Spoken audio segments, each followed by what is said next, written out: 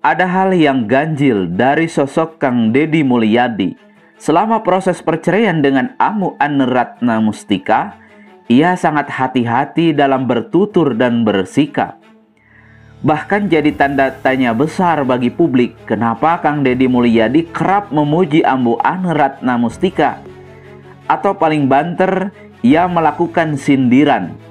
Kang Deddy Mulyadi tidak secara terang-terangan melawan, menyerang, atau bahkan menghajar Ambu Ane Ratnamustika. Tentu hal ini membuat publik bingung, sebab satu di antara 3 gugatan adalah Kang Deddy Mulyadi versi Ambu Ane Ratnamustika melakukan kekerasan dalam rumah tangga secara verbal. KDRT psikologis atau verbal dimaksud, mungkin secara jelasnya Kang Deddy Mulyadi dituduh berkata kasar kepada Ambu Ane Ratnamustika sehingga mengganggu psikologis Ambu Ane Ratnamustika. Padahal beberapa kali Kang Deddy Mulyadi justru mengatakan bahwa Embu bukan diksi Ambu sebagaimana orang luar menyebut adalah orang baik. Kang Deddy Mulyadi mengatakan Embu orang baik itu diantaranya dalam 2 situasi yang cukup genting. Yang pertama, saat Ambu pergi umroh bersama gurunya tanpa pamit ke Kang Deddy Mulyadi sebagai suaminya. Kemudian yang kedua, saat Kang Deddy Mulyadi mengantar pengacaranya ke pengadilan agama yang ditemani oleh Rian Dono dan ibu warga desa Cibodas yang tidak jadi nikah lantaran tuntutan sertifikat rumah. Saat diwawancarai media, Kang Deddy Mulyadi mengatakan bahwa Embu sebenarnya adalah orang baik. Hanya saja ia terlalu mendengarkan nasihat orang-orang di sekelilingnya, di antaranya guru spiritual dan pembisik berinisial M. Kenapa Kang Deddy Mulyadi seolah mengerem diri, mengendalikan keadaan, dan ia seolah tetap memperlihatkan kecintaan dirinya kepada Ambu Ane Ratnamustika.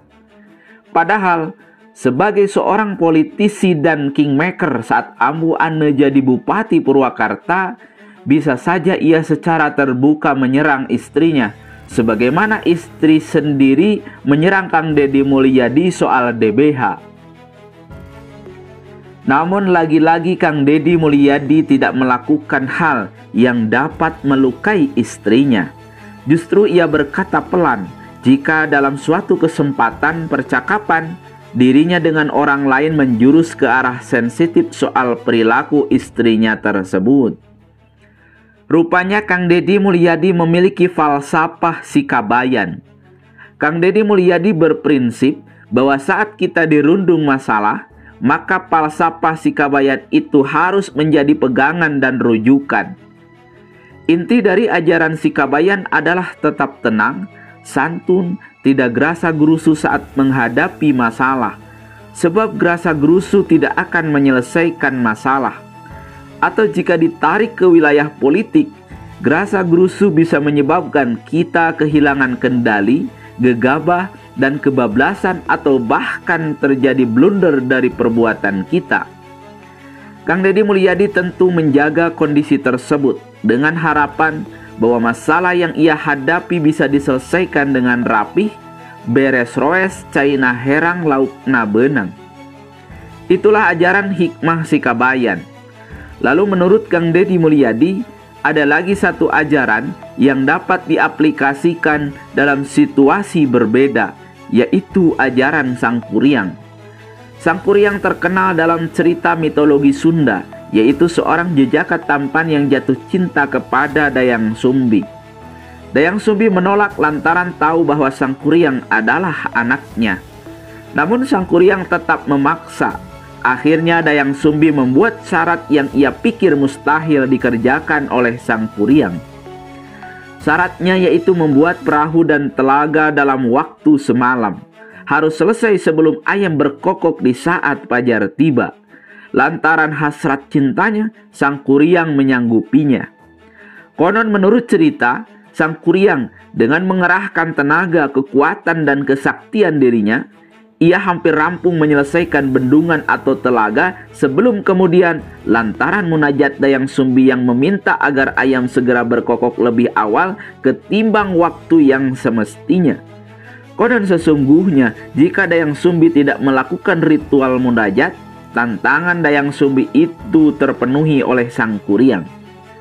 Namun, alatan Dayang Sumbi tahu bahwa Sang Kuryang adalah anaknya, maka ia harus coba menggagalkan segala upaya anaknya tersebut dalam menyelesaikan tantangan agar Sang Kuryang mampu menikahi Dayang Sumbi.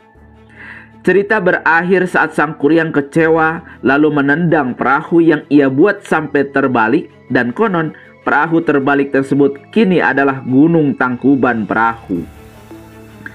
Apa hikmahnya soal kerja keras?